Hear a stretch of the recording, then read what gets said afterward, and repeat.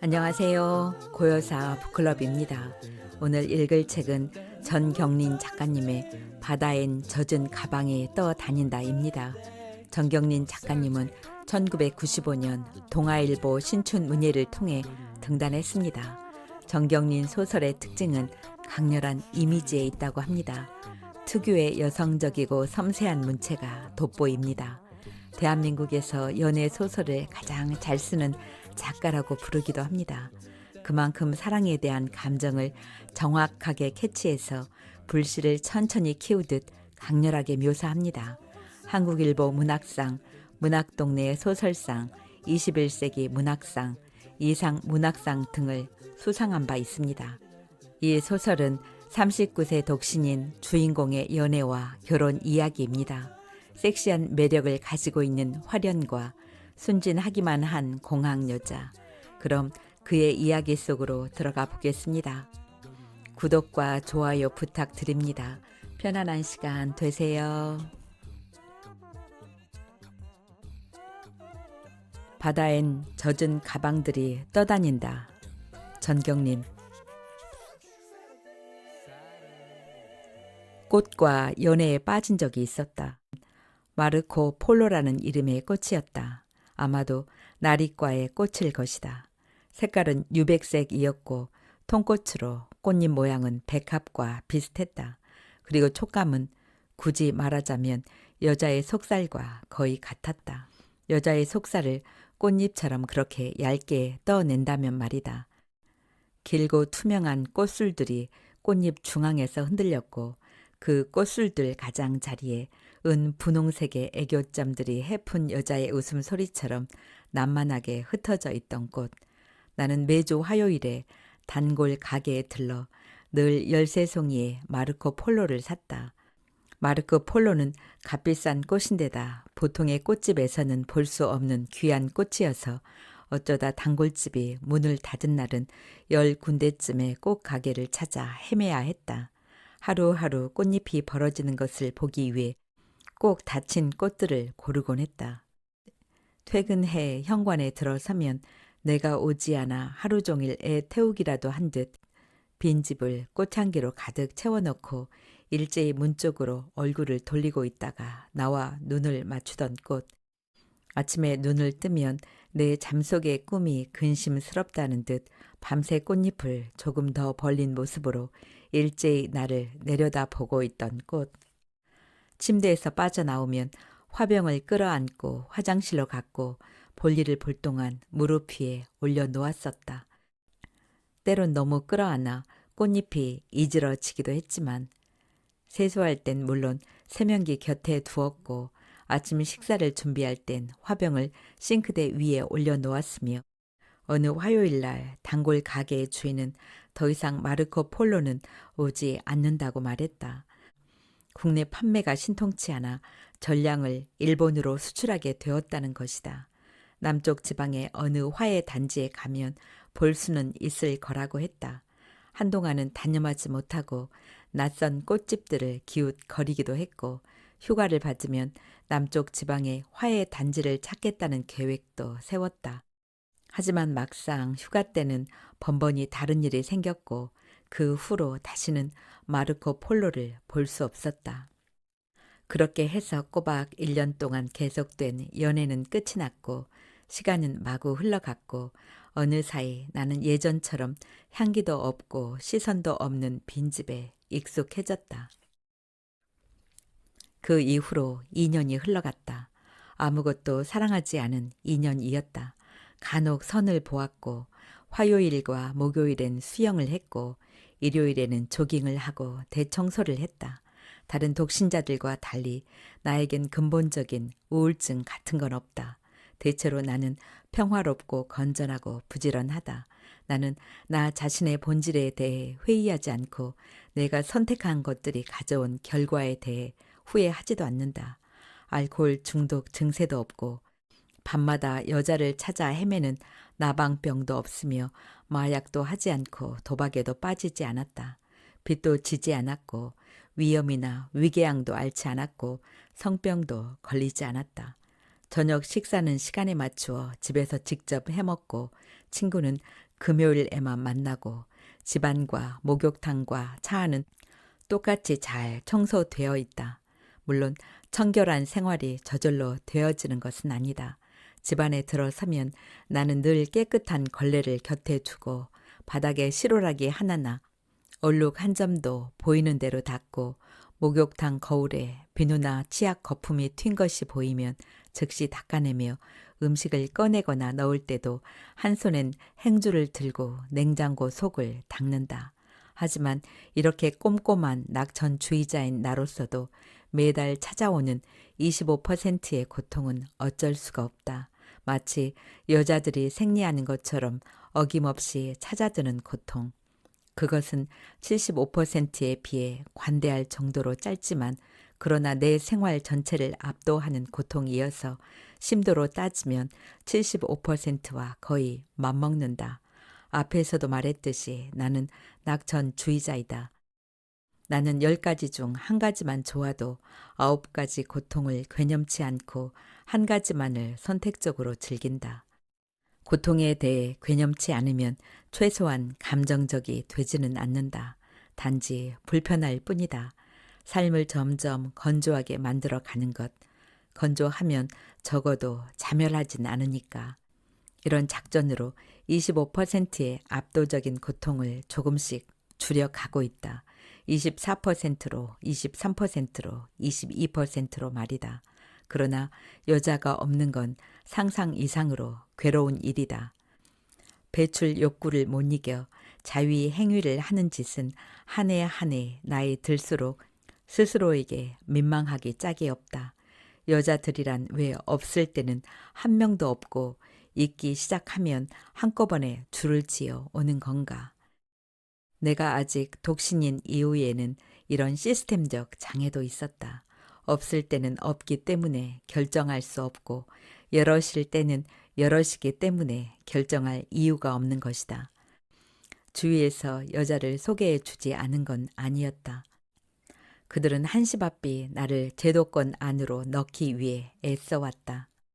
친구들은 내가 결혼해 가족 동반 주말 여행계에도 들고 수요 부부 친목회에도 들고 부부 등산회에도 들기를 간절히 바란다. 함께 여름 휴가와 크리스마스를 보내고 자녀 교육 문제에 대해서도 의논하게 될 날을 고대하고 있다. 가족들은 어서 내가 짝을 지어 명절에 사람 구실을 하게 되기를 염원한다.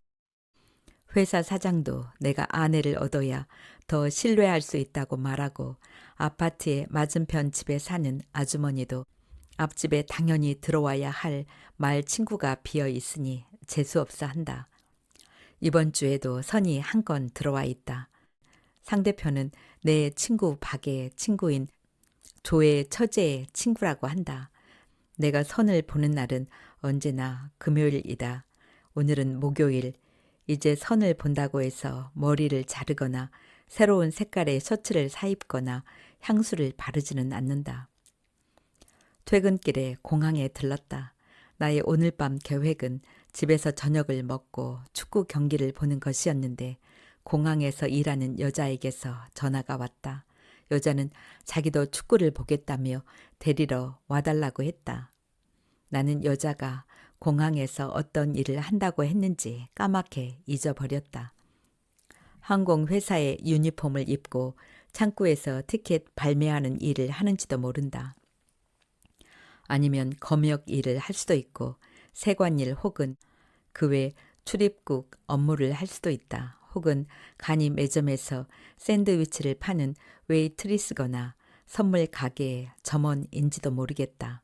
많은 여자들이 나에게로 왔다가 사라져 갔는데 어떤 여자는 갑자기 다시 연락을 하기도 한다. 이 여자도 그런 여자이다.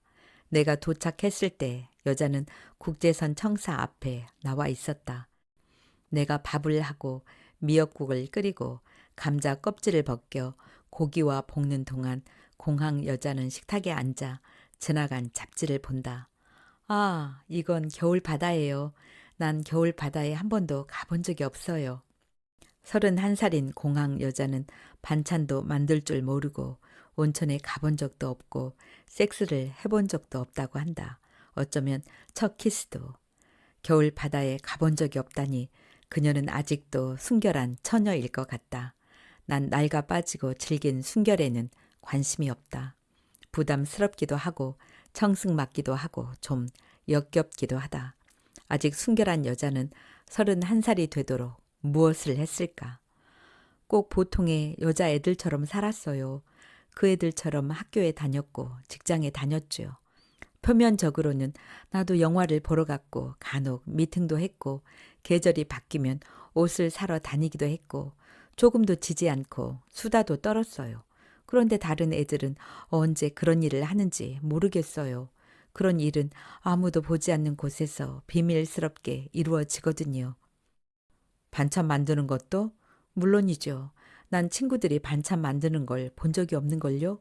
그 애들은 결혼을 하고 집들이 같은 것을 할 때면 갑자기 음식들을 상위에 펼쳐놓고 짠 하며 모두 자신이 만들었다고 선포하죠. 그런데 사람들은 왜 겨울 바다에 가죠? 가방을 버리려고 가지? 여자는 어이없는 농담이라는 듯 깔깔 웃었다. 가방을요? 일반적으로 2, 3년마다 한 번 꼴로는 갈걸?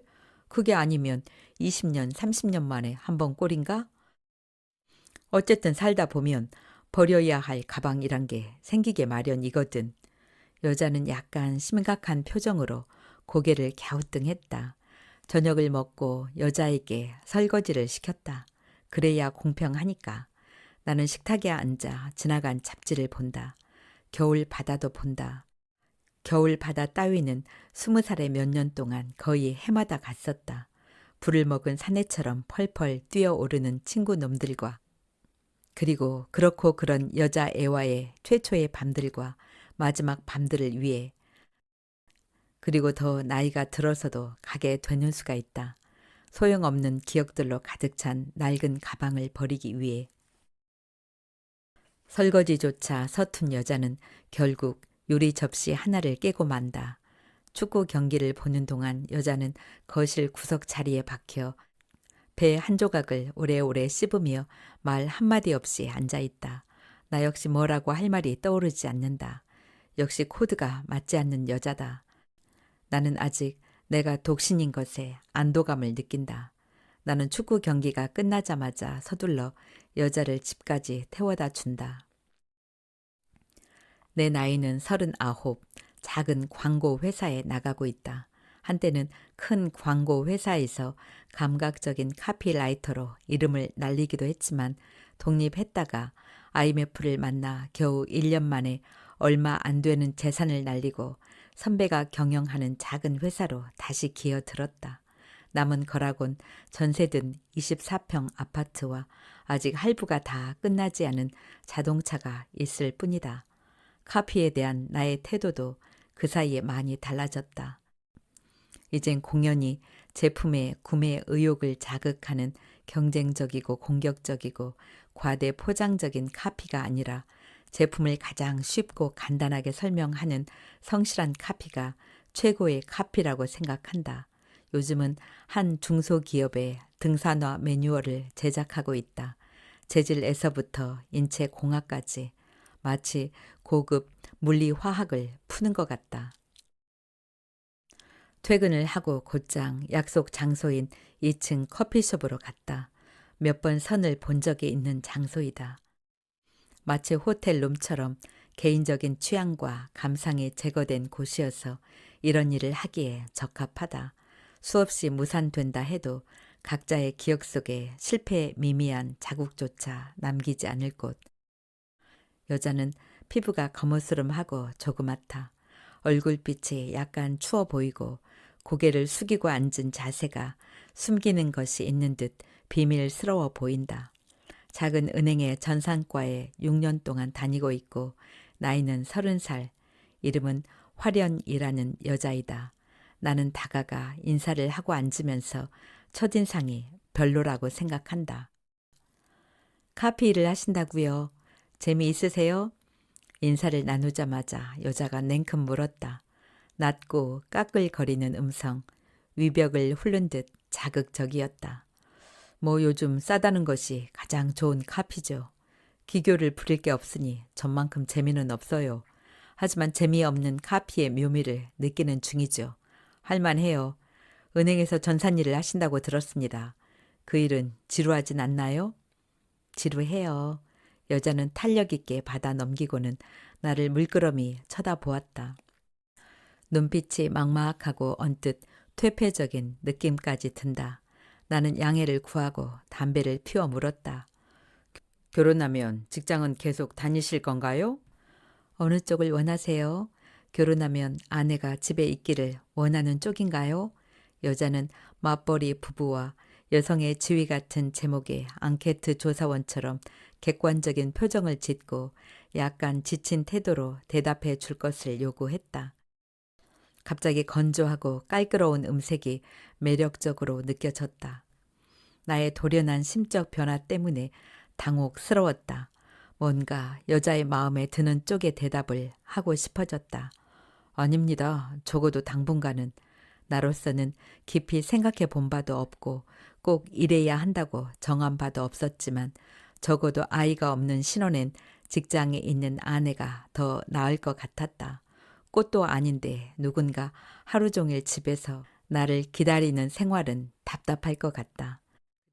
그리고 여자는 하루 종일 집에서 남자나 기다릴 여자로 보이지도 않는다. 30살이 되도록 일을 해온 여자가 아닌가.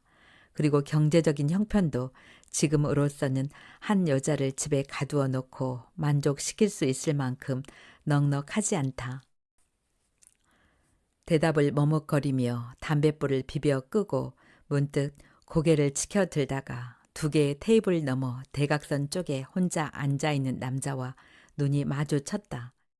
유난히 새하얀 셔츠를 입고 최신 유행의 질감이 거친 무채색 넥타이를 메고 푸른빛이 도는 양복을 입은 남자였다. 약간 곱슬머리에 역삼각형의 얼굴, 쌍꺼풀이 없는 좁다란 눈과 언제든지 표정을 바꿀 만반의 준비가 되어 있는 얄팍한 입술, 전형적인 중간 간부의 야비한 자신감과 이유 없는 대담성과 구질구질한 변명의 표정이 정확히 3분의 1씩 나뉘어져 있는 얼굴이다. 왠지 나는 깜짝 놀란다. 저런 남자가 왜 이런 시간, 이런 장소에 혼자 앉아 있을까 하는 생각이 들었다. 나의 놀란 눈과 마주친 남자는 천천히 손을 놀려 테이블 위에 담뱃갑과 라이터를 주머니에 넣고 일어서서 계산대로 나갔다. 가족이 다들 지방에 내려가 있다고요? 그럼 여기선 혼자 살고 있나요? 네, 가끔 가족들이 다녀가기도 하지만 대체로는 여자의 아버지 직장 문제로 부모님이 지방에 내려가 있고 언니들은 결혼을 했으며 남동생과 여자만 서울집에 사는데 남동생이 곧 결혼을 하게 된다고 들은 바가 있었다. 저는 형님 2분, 누님 3분이 있어요. 다들 나이가 많아요. 부모님은 좀 일찍 돌아가셨습니다. 부모님이 안 계시다 보니 결혼하라고 서두르는 사람도 없었고. 결혼이라는 게 발벗고 나서서 시키려는 사람이 없으면 심지어 사람이 있어도 잘 안 되더군요. 화련 씨도 홍기를 많이 놓친 셈인데 부모님이 결혼하라고 종용하지 않나요? 여자는 곁에 놓인 백의 끈을 꼭 쥐면서 혼잣말처럼 중얼거렸다. 그래서 이렇게 나와 앉아 있잖아요. 독신주의자세요? 이번엔 여자가 대답하지 않았다. 여자는 자리가 불편한지 금세라도 일어설 것처럼 백의 줄을 쥐고 있었다. 여자의 불안정한 태도로 인해 말이 끊어진 채로 잠시 머뭇거리다가 내가 일어서며 말했다. 저녁을 먹을 만한 곳으로 자리를 옮기죠. 아니요, 저 오늘은 사실은 다른 일이 좀 있어요. 오늘은 안 돼요. 지금 가봐야 해요. 여자는 발딱 몸을 일으켰다. 만난 지 30분도 채 지나지 않은 시간이었다. 여자는 나의 대답도 듣지 않은 채 벌써 나가고 있어서 나도 따라 나갔다. 차값을 지불하는 사이 여자는 벌써 문을 밀고 계단을 내려갔다.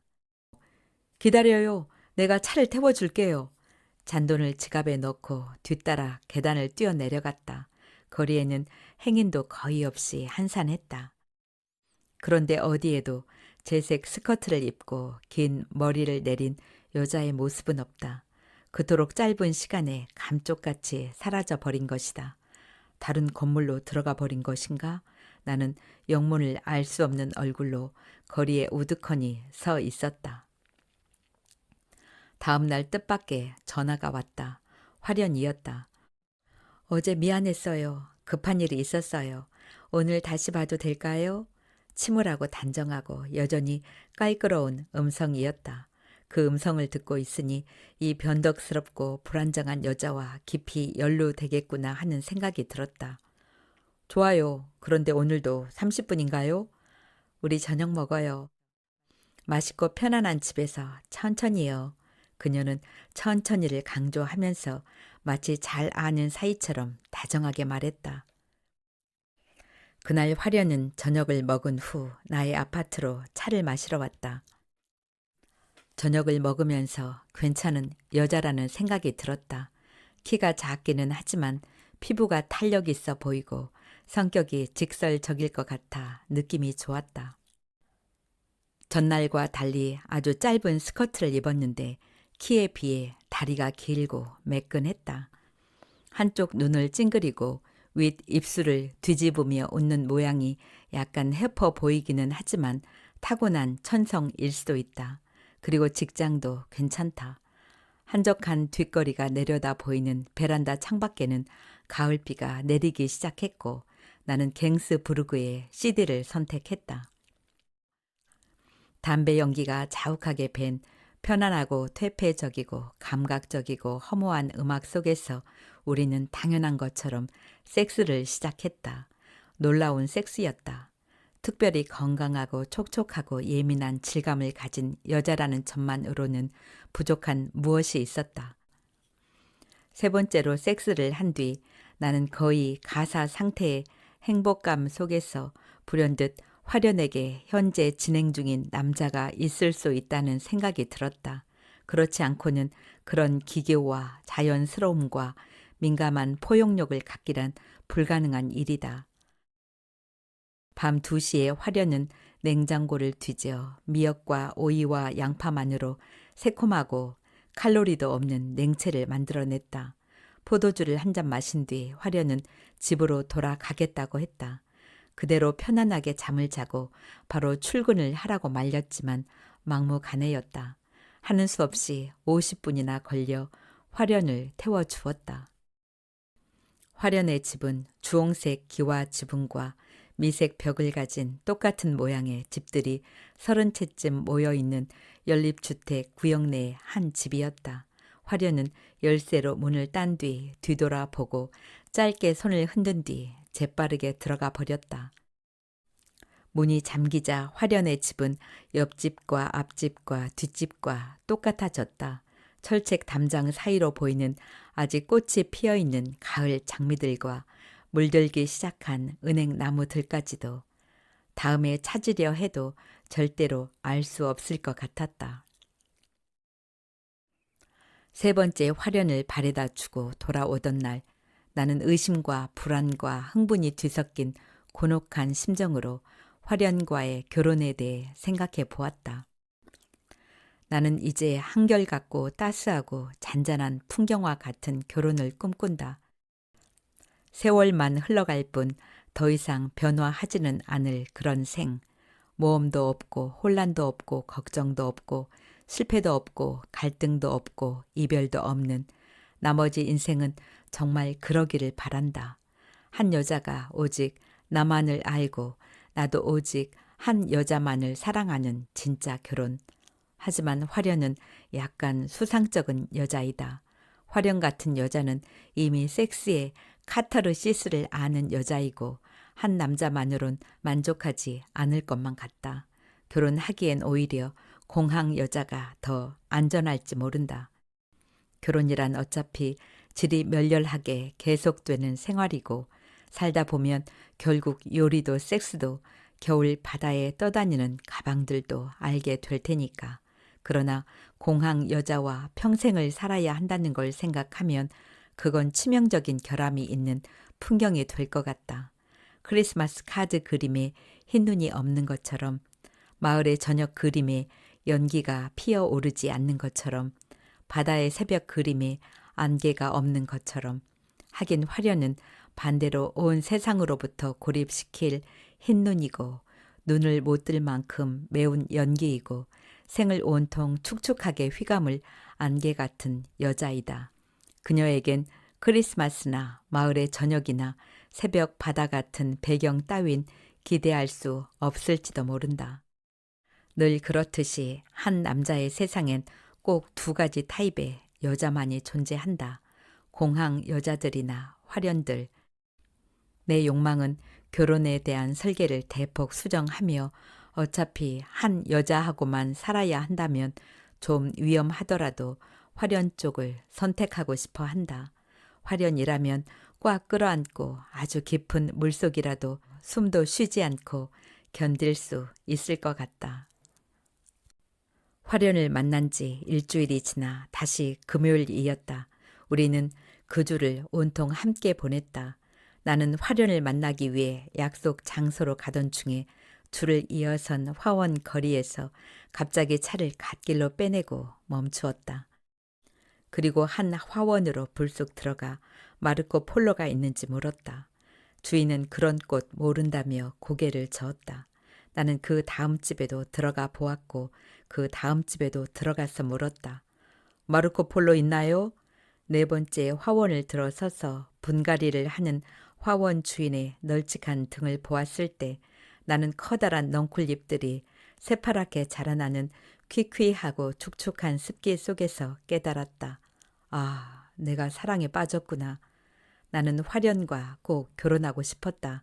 어려운 장애가 있더라도, 서로 그녀에게 다른 남자가 있더라도, 30이나 된 여자에게 남자가 전혀 없었기를 바라는 건 무리가 아닌가. 물론 현재 진행 중인 관계는 문제이다. 그 남자는 누구이며 얼마 동안이나 계속된 관계이고 또 지금은 어느 정도의 거리에 있을까. 그녀가 선을 본 건 결혼하려는 뜻이 있다는 의미일 것이다. 그녀는 결혼을 계기로 그와의 관계를 청산하려는 결의를 갖고 있을까? 나는 그 남자를 이길 수 있을까? 혹시라도 화련이 나와 결혼한 후에 다시 그 남자와 관계를 가질 위험성은 몇 퍼센트 정도일까? 어쩌면 그런 남자 따윈 없을 수도 있다. 적어도 현재로는. 다시 차에 탔을 때 화련에게서 전화가 왔다. 미스가 났어요. 오늘 늦을 것 같아요. 얼마나? 알 수 없어요. 미스가 난 지점을 찾기 전엔 퇴근 못해요. 돈이 많이 비어요. 밤을 꼬박 새울지도 몰라요. 맙소사. 늘 이런걸요? 퇴근 시간이 따로 없어요. 하여튼 일이 끝나면 전화해요. 집에 태워다 줄 테니. 아니요. 기다리지 마세요. 그러면 차도 끊긴 시간에 맞추면 어떻게 집에 간다는 거요? 타고 갈 차가 있으니 걱정 마세요. 무슨? 누구 차를? 직장 동료요? 나도 모르게 허둥대고 있었다. 그녀 쪽은 전화기에서 사라진 것처럼 조용했다. 은행 전산실 일이란 늘 그 모양일 것이었다. 오류가 생기고 돈에 차질이 생기면 한없이 늦어지고 함께 일하는 전산실 동료는 몇 명이나 될까? 셋일 수도 있고 넷일 수도 있지만 단둘뿐일 수도 있다. 내가 지금 은행 앞으로 가겠소. 어차피 저녁 식사 타임 아니요? 안 돼요. 이미 배달을 시켰어요. 나갈 틈이 없어요. 화련의 음성이 마치 처음 본 날처럼 낮고 깔끄럽고 차가웠다. 너무 낯선 어투여서 딱딱하고 투명한 유리문에 얼굴을 박는 느낌이었다. 대체 누구 차를 타고 갈 거요? 나는 벌컥 화를 내며 물었다. 화련은 조금 망설이더니 짜증스럽게 대답했다. 부장님 차예요. 우린 카풀 동료예요. 우리 집 교통이 나빠서. 부장님은 우리 집과 같은 방향이에요. 출퇴근을 함께 하죠. 부장이라는 작자에 대해 상상이 되지 않았다. 후덕하고 풍채 좋은 50대 남자, 키 작고 허풍쟁이이고 간신 같은 40대 남자, 멸치같이 마르고 신경질적이고 까탈스러운 30대 남자, 어쨌든 직장 동료를 불순하게 상상했으니 미안해졌다. 짜증내서 미안해요. 전화 끊을게요. 화련은 냉정하게 전화를 끊어버렸다. 화련을 본 형님들과 누나들의 평이 그다지 좋지 않았다. 큰 누나는 대뜸 너무 빈티 나 보이는 얼굴이다 라고 했다. 작은 누나도 맞장구를 쳤다. 가무스름한 데다 스타일이 꼭 식당에서 노래를 파는 필리핀 여자 같다는 것이었다. 누나들은 입을 모아 노처녀라 그런지 근심이 있는 얼굴이라고 말하고 도덕성이 없어 보인다고 낮게 수군댔다. 그날 가족과 첫 상면하는데 화련이 너무 짧은 치마를 입고 나온 탓도 있었다. 큰 형님은 아무 말 하지 않았지만 내켜하지 않는 얼굴이었다. 형님은 극히 상식적인 선안에서 사는 사람이었다.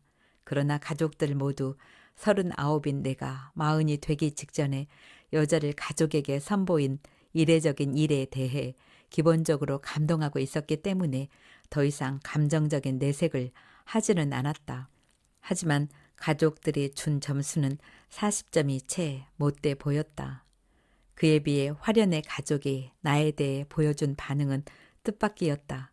과묵한 타입일 것 같은 화련의 아버지는 거의 미안한 표정을 지었고 어머니는 나의 손을 잡고 딸을 잘 부탁한다면서 애원하는 분위기였으며 남동생과 언니들은 경의를 표하는 가운데 뭔가 숙연한 눈빛이었다.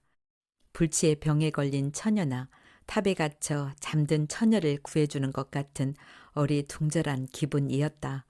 양쪽 가족들의 전폭적인 동의에 힘입어 우리는 만난 지 2주 만에 약혼을 했다. 결혼식 날짜도 2주일 뒤로 정했다. 그다지 준비할 것도 없어 보였다. 나의 아파트에 화련이 들어오기만 하면 될 정도니까. 화련이 결혼하고 나면 곧장 남동생도 결혼해 그 집에서 살림을 차리게 될 모양이었다. 약혼한 다음 날 나는 화련에 대해 그동안 느껴온 문제점들을 몇 가지 이야기하기로 했다.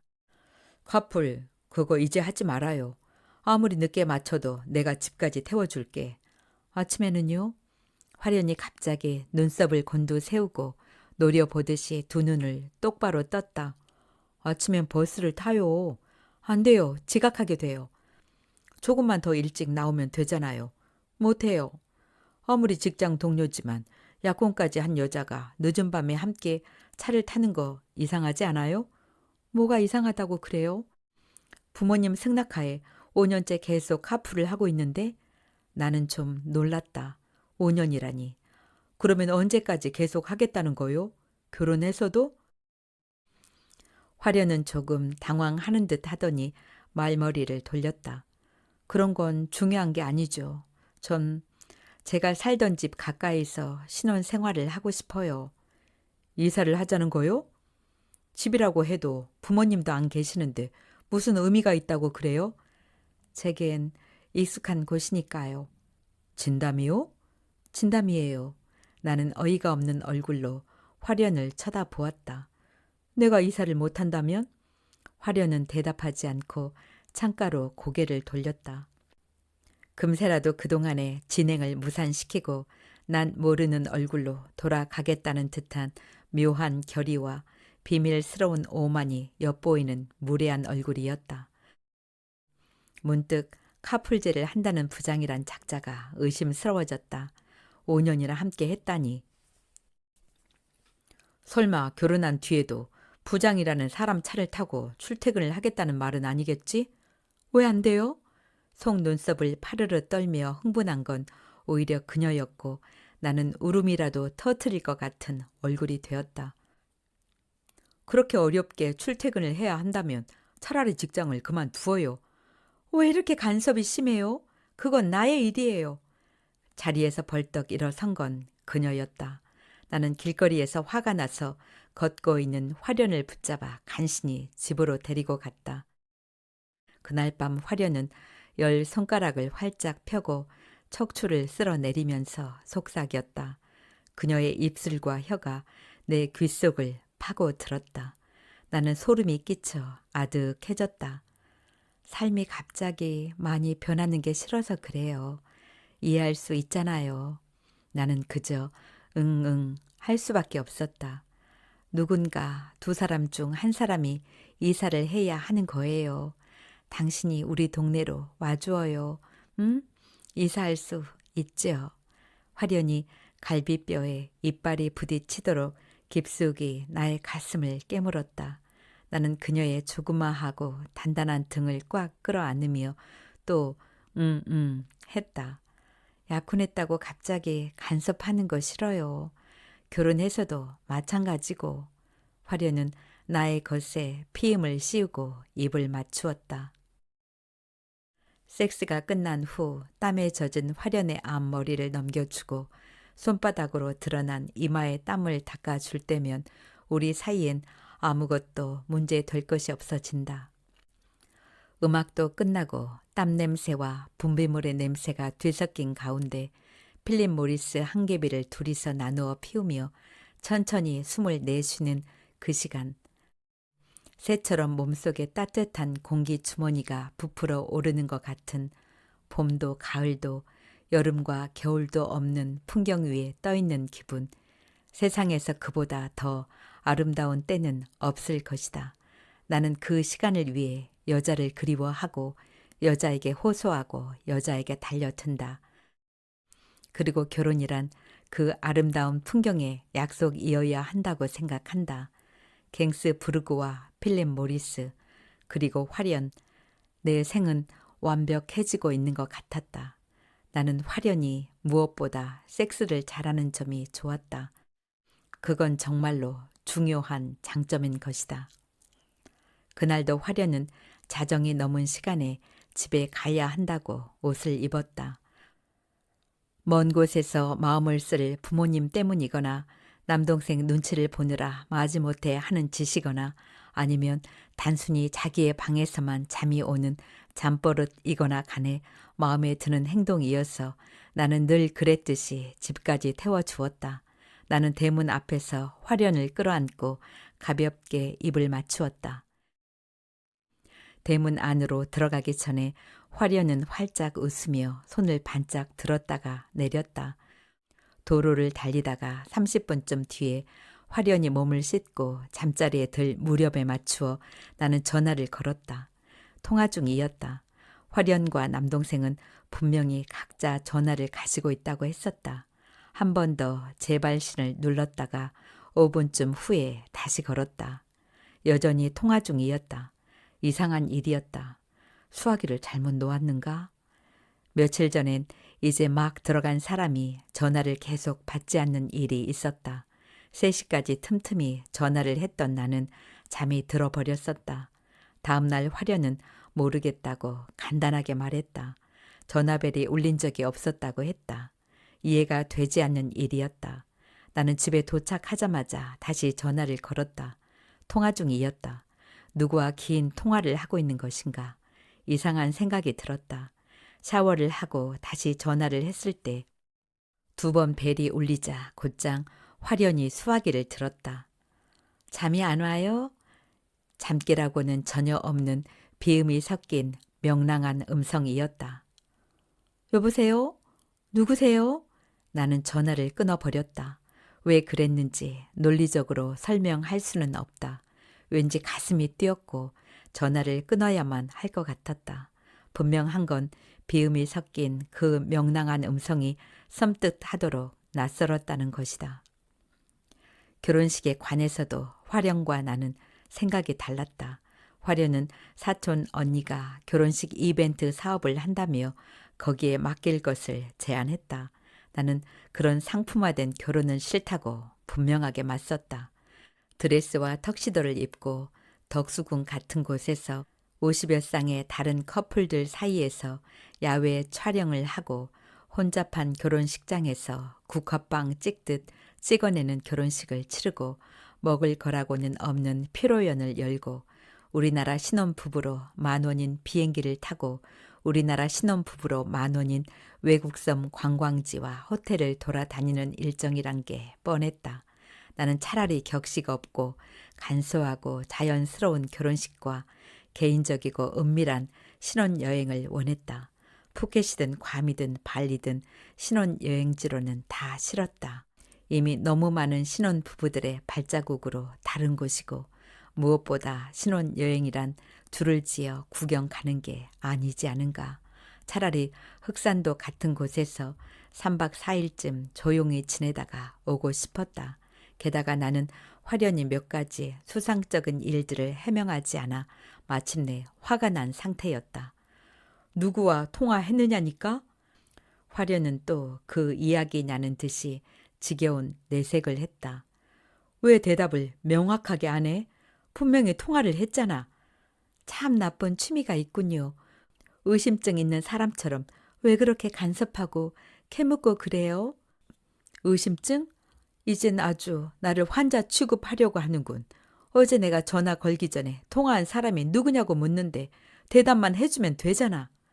내가 왜 대답해야 해요? 말하고 싶지 않아요. 화련인, 내가 결혼할 여자야. 난 알 권리가 있어. 권리요? 그래, 권리. 화련은 예상 외에 난관이라는 듯이 이 말을 잔뜩 찌푸렸다.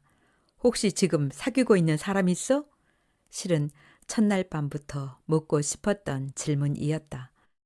화련을 만날 때마다 치솟던 질문을 꾹꾹 눌러왔는데 화가 난 나머지 그만 돌발적으로 튀어나와 버렸다. 화련은 묘한 눈으로 물끄러미 쳐다보았다. 꼭 처음 보는 사람에게 하듯 오만하고 차갑고 무례한 눈빛이었다. 이런 식으로 나오면 곤란해요.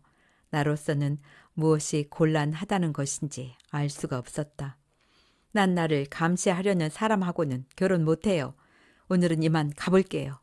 그녀는 오더를 취소하는 비즈니스맨 같은 태도로 말했다. 언젠가처럼 요리벽에 얼굴을 세게 부딪힌 기분이었다. 나는 어처구니가 없어서 멍하니 보고만 있다가 그녀를 붙잡기 위해 달려나갔다. 늘 그런 시기였다. 왜 이래요? 날들 어쩌라는 거야? 내가 빠르게 걸어가는 화련의 팔을 붙잡자 그녀는 길거리에서 소리를 꽥 질렀다. 눈이 번쩍번쩍 빛났다. 행인들이 일제히 나와 화련을 쳐다보았다. 화련의 눈에서 눈물이 마구 솟구쳤다. 다들 날더러 어쩌라고 이러는 거야. 어쩌라고. 화련은 나의 팔을 두들기며 악을 썼다. 나는 화련을 진정시키기 위해 힘껏 붙들어 끌어안으려고 했다. 영문을 알 수 없었지만 내가 무언가 아주 많이 잘못한 사람 꼴이었다. 무엇이 그렇게 분하고 서러운지 화련의 얼굴이 온통 눈물 범벅이었다. 그녀는 백의 줄을 짧게 걸어 쥐더니 돌연 나의 얼굴을 후려치고는 달리기 시작했다. 반사적으로 손이 맞은 귀 쪽으로 올라갔지만 나는 이내 내렸다. 모욕스럽고 당혹스러워 양쪽 팔이 부르르 떨렸다. 그녀는 빠르게 달려가더니 택시를 타고 사라져 버렸다. 다음 날 아침 나는 화련이 원하는 대로 하겠다고 말하고 결혼 이벤트 사업을 한다는 사촌의 사무실에서 만날 약속을 했다. 사촌의 사무실은 은행과 오피스텔이 있는 큰 건물이었다. 그녀는 1시 30분 건물의 2층 로비에서 보자고 약속을 정했다. 토요일이라 길이 막힐 것이 염려되었지만 나는 이 일을 달지 않았다. 나는 정확하게 1시 30분에 1층 로비를 지나 로비 중앙의 계단을 올라 2층 로비에 도착했다. 1층 로비를 지날 때 습관적으로 로비를 휘둘러 보았는데 은행 셔터문은 내려져 있었고 그 앞에서 유난히 양복을 깔끔하게 입은 젊은 남자 둘이 이야기를 나누고 있었다. 그리고 로비 가장자리의 의자엔 사왕 같은 어린 아가씨 셋이 다리를 앞으로 쭉 뻗은 채 종이잔 커피를 마시고 있었고 이제 막 엘리베이터 문이 열려 미니 스커트를 입은 오피스 걸들이 빠져나오고 젊은 남자 하나가 들어갔다. 2층 로비는 대형 화분이 군데군데 놓여 있을 뿐 텅 비어 있었다. 나는 종이 커피를 뽑아들고 먼지를 부옇게 덮어쓴 종려나무와 동백나무, 벤자민 사이를 서성이며 플라스틱 잎인지 진짜 잎인지를 확인했다. 묘하게도 2개는 진짜이고 3개는 플라스틱이었다. 사무실들은 텅 비었는지 적막하기만 했다. 20분쯤을 기다리다 약속 장소를 잘못 알고 있는 것이 아닌가 미심쩍어 1층 로비로 내려가 보았다. 이때 로비에 걸린 대형 벽시계가 1시 50분을 가리키고 있었다. 로비는 텅 비어 있고 엘리베이터 앞에서만 2 사람이 서 있을 뿐 호젓했다. 나는 잠시 서성거리다가 다시 2층 로비로 올라가며 주머니에서 전화기를 꺼내 살펴보았다. 정확히 50분 후인 2시 20분에 전화벨이 울렸다. 화련이었다. 어디 계세요? 화련이 달려들듯이 짜증스럽게 물었다. 여긴? 약속 장소지? Y빌딩 2층 로비. 나는 화를 내기에도 지친 상태였지만 그녀의 말투에 당혹스러워 말을 더듬기까지 했다. 어머 이상하네. 약속 장소가 왜 2층이에요? 1층이지? 화련은 여전히 짜증을 거두지 않고 투덜댔다. 어디 있어요? 1층 로비에서 공중전화로 거는 거예요. 어서 내려오세요. 우리 때문에 퇴근도 못하고 기다리고 있단 말이에요. 나는 화가 복받쳤다. 언제 왔어요? 나의 음성은 몹시 이성적이었다. 1시 30분에요. 화련의 빽이 얼굴을 후려치던 순간이 떠올랐다. 빌어먹을. 나는 전화를 끊고 1층 로비로 내려갔다. 그녀는 시간이 없으니 사촌 언니 사무실로 가자고 끌었다. 당신 정확하게 몇 시에 왔어? 1시 30분이요. 그녀는 눈도 깜빡이지 않고 거짓말을 했다. 당신은 1시 30분에 오지 않았어. 왔어요. 그렇다면 왜 이제야 전화를 했어? 처음엔 길이 막혔나 보다 했고 조금 후엔 무슨 사정이 있나 보다 했고 나중에 걱정이 되어서 전화를 한 거지요. 우리는 결혼 이벤트 사무실에 도착했기 때문에 나는 그녀의 사촌이라는 여자와 인사를 나누었다. 사촌은 전형적인 결혼 이벤트 사업자처럼 생긴 여자였다. 주홍색 투피스에 하이힐을 신었고 구색을 갖추어 고운 피부에 은퇴 안경까지도 끼고 있었다. 그녀가 무엇라고 말하고 있었지만 나에겐 들리지 않았다. 난 1시 30분에 1층 로비를 지나면서 둘러보았고 1시 50분에도 1층 로비에 내려갔었어. 당신은 분명히 없었어. 몇 시에 왔어? 솔직하게 말을 해. 진심을. 1시 30분에 왔어요. 그리고 꼼짝도 하지 않았어요. 그녀는 꼼짝도 하지 않았다는 말을 강조했다. 대담한 여자였다. 2번쯤 화장실에 갔었다고 둘러대지도 않았다. 내가 내려갔을 땐 넌 없었어. 나도 당신 못 봤어요. 네가 쭉 거기 있었다면 내가 오는 것을 왜 못 봤지? 몰라요. 왜 이렇게 사람을 못 살게 굴어요? 만났으면 됐지? 그녀가 소리를 꽥 질렀다. 나도 모르게 팔을 뻗어 그녀의 어깨를 잡고 흔들었다. 거짓말이야 전부. 넌 거짓말하고 있어. 거짓말 투성이야. 정신 차려. 왜 이렇게 자꾸 거짓말을 하는 거야? 왜 사람을 미치게 해? 그녀의 사촌이 나를 뜯어 말렸다. 무슨 일이 있나 본데 진정하고 내 설명이나 좀 들어요. 사촌이 나를 나무라며 결혼식 매뉴얼을 들이밀었다. 나는 매뉴얼을 내던지며 발작적으로 소리를 쳤다. 난 이런 결혼 안 해요. 난 결혼 비슷한 걸 하려는 게 아니라 진짜 결혼을 원해. 어머 이 사람이? 그럼 내가 진짜 결혼식을 하라고 하지 가짜 결혼을 하라고 하나? 나는 화련에게 나가자고 했다. 화련은 2 눈을 번쩍이며 노려보았다. 당신 나가서 뭘 하려는지 뻔해. 몇 시에 왔느냐고 계속해서 나를 들볶으려고 그러지. 아 지겨워. 난 안 가. 혼자 가요. 화련은 팔짱을 꼈다. 나는 화련을 일으켜 세우려고 했다. 화련은 비명을 지르며 버텼다. 사촌이 펄쩍펄쩍 뛰자 옆 사무실에서 덩치 큰 남자 하나가 뛰어나왔다. 사촌의 남편인 모양이었다. 그는 아무 말 없이 나를 문 밖으로 밀어내었다.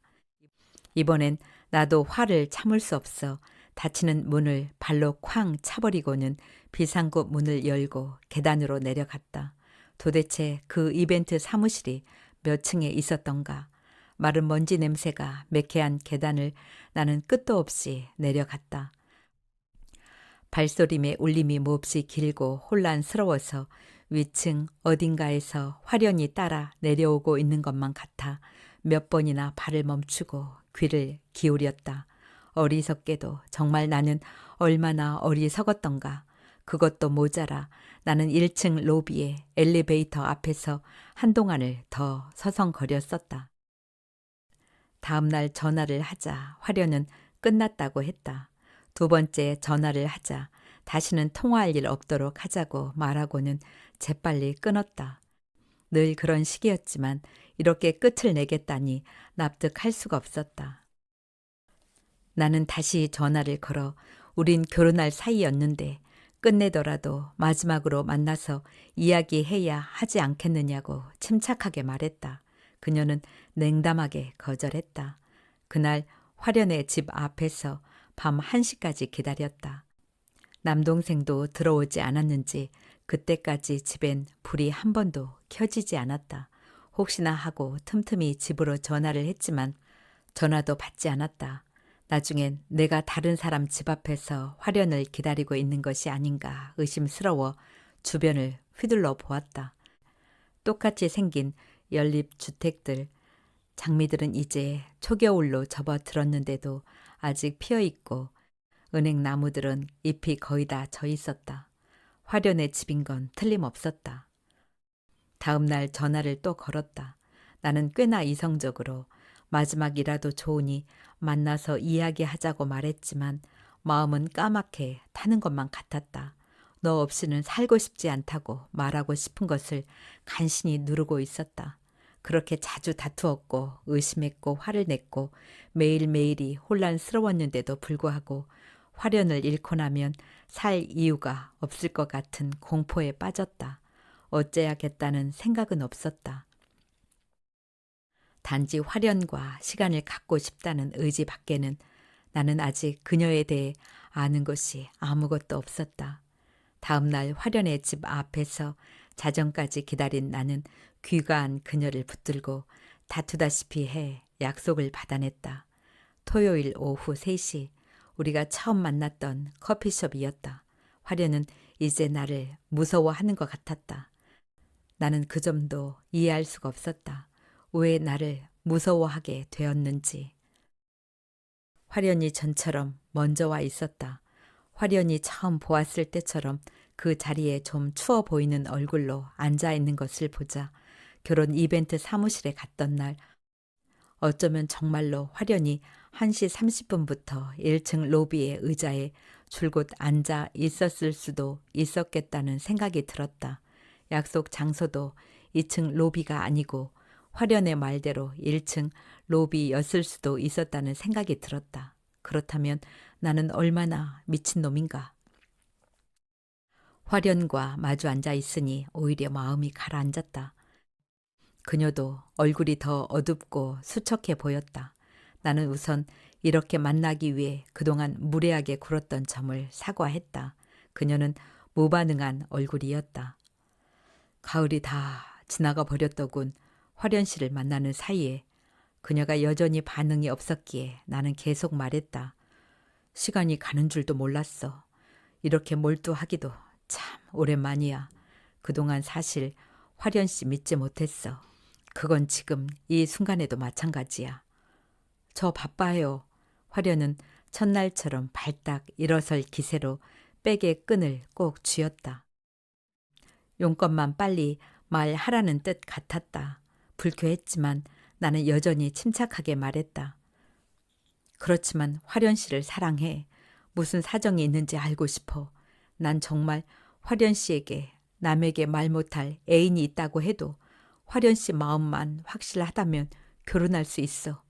결혼한 뒤에 만나지 않겠다는 약속만 해준다면. 결혼 이야기는 이미 끝난 이야기예요. 이유가 뭐야? 왜 결혼할 수 없다는 거야? 화련은 차갑고도 짜증스럽게 말했고 나는 얼굴이 달아올랐다. 대답 좀 해봐, 제발. 나도 예의 바른 사람은 아니지만 화련 씨도 꽤나 무례한 측이라는 거 알고 있어? 여태껏 나하고 장난한 거야? 최소한 무엇라고 대답은 해야 할 거 아니야. 아시잖아요. 화련은 마치 난 모르는 남자에게 붙들린 어린 여자애처럼 갑자기 지독한 존대어를 썼다. 뭘 알아? 내가 뭘 안다는 거야? 좋아. 이것만 대답해. 나는 담배를 물고 불을 붙인 뒤 몸을 뒤로 한껏 젖혔다. 화련 씨, 사귀는 사람 있어? 화련의 얼굴이 크게 한번 흔들렸다. 눈동자는 마치 내 등 뒤에 어떤 글자들을 읽고 있는 것처럼 순간적으로 헤매었다. 뒷꼭지가 이상했다. 나는 칼집을 등에 맨 무사처럼 휙 뒤돌아 보았다. 남자가 혼자 앉아 있었다. 약간 곱슬머리, 감색 양복, 자그마한 체구. 그 순간 남자의 더듬이와 나의 더듬이가 어둠 속에서 잠시 엉킨 것처럼 오싹한 전율이 일었다. 짐작은 하고 있어. 그게 나를 끊임없이 혼란시킨 점이지. 확실한 걸 알아야겠어. 화련은 백에 끈을 쥐고 고개를 숙인 채 앉아 있었다. 남자가 등받이에 붙이고 있던 몸을 앞으로 굽혔다. 담뱃불을 끄는 것 같았다. 억지예요. 난 말할 이유가 없어요. 그만 가봐야겠어요. 화련이 일어섰다. 나는 튕겨 오르듯 일어나 화련을 눌러 앉혔다. 당신도 나와 결혼하려고 했잖아. 분명히 그랬잖아. 아니야? 대답해봐. 아니었어? 소란스러워지자 커피숍 주인이 근처에 다가와 어정쩡하게 미소를 띤 얼굴로 서성댔다. 맞아요. 아니, 아니었어요. 한 번도 정말로 결혼하려고 한 적 없어요. 그럼 뭐야? 대체 뭘 한 거냐고. 나는 일어서려는 화련의 어깨를 한 손으로 눌렀다. 몰라요. 이거 놔. 이거 놔요. 화련이 뿌리치는 바람에 나는 손을 놓으며 동시에 백을 빼앗아 들었다. 화련은 잠시 머뭇거리더니 주춤주춤 카운터 쪽으로 나갔다. 뒤 따라가기 위해 테이블 위에 담배와 라이터를 급하게 집어 올리다가 그만 라이터를 바닥에 떨어뜨려 버렸다. 그 사이 뒷자리의 남자가 자리에서 일어섰다. 남자는 천천히 뒤돌아 보았다. 라이터를 주워 올리던 나는 남자와 눈이 마주쳤다. 남자는 창백하고 갑충류처럼 무표정하고 야비해 보였다. 어디선가 분명 본 얼굴이었다. 남자는 선체로 마치 내가 먼저 나가야 한다는 듯이 머뭇거렸다. 나는 천천히 몸을 펴고 라이터를 닦아 주머니에 넣으며 남자가 먼저 나가도록 지연했다. 화련은 카운터 앞에서 뒤돌아 보았다. 화련의 눈이 나와 남자를 번갈아 보았다. 남자가 먼저 카운터에서 계산을 했다. 나는 남자의 옆 얼굴을 노려보았다. 백을 주세요. 그 곁에서 화련이 귓속말처럼 낮게 외쳤다. 나는 못 들은 척했다. 남자는 머리를 비스듬히 돌린 채 문을 열고는 동시에 내 쪽을 돌아보았다. 그 얼굴이었다. 전형적인 중간 간부의 야비한 자신감과 근거 없고 돌발적인 대담성과 구질구질한 변명의 표정이 정확히 3분의 1씩 나뉘어져 있는 얼굴. 내장에 쑥 내려앉는 기분이었다. 남자는 천천히 계단을 내려갔다. 나는 화련의 어깨를 꽉 붙들었다. 백 주세요. 화련의 얼굴이 굳어졌다. 나는 계산을 끝내고 화련을 인질처럼 끌며 거리로 나갔다. 남자는 어디에도 없었다. 어딘가에 숨어 있을 것이다. 근처 어느 건물의 현관쯤에 몸을 숨기고 나와 화련을 엿보고 있을 게 틀림없었다. 나는 무조건 앞으로 걸었다. 놔요. 왜 이래요? 화련은 나를 밀치려 했다. 나는 이 괴상한 한 쌍의 남자와 여자가 왜 나에게 이런 짓을 하는지 정말 알 수가 없었다. 묻고 있는 건 나야. 너희들 왜 이러는 거야? 넌 왜 나를 만나고 다닌 거야? 조금 전 그 남자, 부장이라는 작자지. 무슨 상관이에요? 너희들 오래된 관계지. 목적이 뭐야? 대체 뭐냐고. 무슨 이유가 있을 거 아니야. 몰라요. 백 줘요. 이리 줘요. 화려는 백을 뺏기 위해 팔을 마구 휘두르기 시작했다. 행인들이 한둘씩 모여들었다. 나는 화련의 따귀를 힘껏 때렸다. 그리고 발로 옆구리를 걷어찼다. 화련이 날카롭게 비명을 질렀다. 어딘가 근처에서 남자가 보고 있을 것이었다. 나는 화련을 일으켜 세워 한 번 더 따귀를 때렸다. 그때 한 남자가 맞은편 쇼핑몰 입구에 엉거주춤 나타났다. 나는 여자의 배를 걷어찼다. 놀란 남자가 길 양쪽을 살피며 차들이 달리는 거리를 주춤주춤 건너오고 있었다.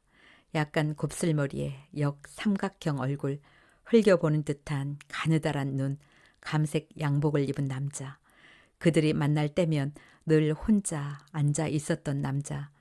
은행 여직원의 상사, 그녀의 정부, 여러 개의 다리 사이로 연고같이 끈끈한 점액질을 묻히고 다닐 늙은 곤충. 겨울 동안 나는 폐광처럼 공허했다. 수영도 하지 않았고 조깅도 하지 않았고 청소도 요리도 하지 않았다. 나는 자다가도 벌떡 일어나 화련과 내가 몇 번 만났는지 숫자를 세었다. 36번 혹은 37번이었다. 36번 혹은 37번. 그 중에서 남자가 함께 있었을 가능성이 있었던 장소와 가능성이 없었을 장소를 분류했다. 화련의 사촌이 운영하는 결혼 이벤트 사무실에 있는 건물의 1층 로비에도 남자가 있었다면 최소한 25번쯤은 동석해 나를 탐색했을 것이다. 더구나 화련과 단둘이 있었을 때조차 그녀가 남자의 교사를 받고 행동했을 것이라는 데까지 생각이 미치면 온몸에 끈끈한 연고 같은 점액질을 뒤집어 쓴 것처럼 음산했다. 아무리 건조해도 아픔은 생기는 법인가. 겨울이 끝날 무렵 나를 흔들면 굳어버린 건조 커피가 담긴 병처럼 딸각딸각 소리가 날 것 같았다. 가방을 버리러 가야 할 때가 된 것이다. 어느 날 공항 여자가 전화를 했다. 저 아직 결혼하지 않았나요? 여자가 물었다. 왜요? 그냥요. 겨울 동안 우르르 결혼들을 하니까요. 그쪽도 아직 결혼하지 않았으면 저 다가오는 일요일에 우리 겨울바다에 갈까요? 아직 겨울이 끝나지 않았나요? 아직은요. 지금쯤 가면 바다엔 온통 젖은 가방들이 떠다니겠죠? 나는 건조한 입술 사이로 비죽비죽 웃었다. 그 사이 공항 여자가 조금 잘한 것 같았다. 어차피 인생에 더 나은 것 따위는 없을 것 같다. 우리는 단지 더 모르는 것에 끌릴 뿐이다. 그리고 모르는 것이 없어질수록 삶의 열정도 사라져 간다. 이야기는 여기까지입니다. 가방을 버리러 가야 한다는 게 처음엔 무슨 의미일까 생각했어요. 생각을 정리한다는 거, 마음을 추스른다는 거, 부질없는 것에 마음 두지 않는다는 뜻으로 이해됩니다. 저도 가끔은 가방을 버리러 가야 할 것 같습니다. 감사합니다.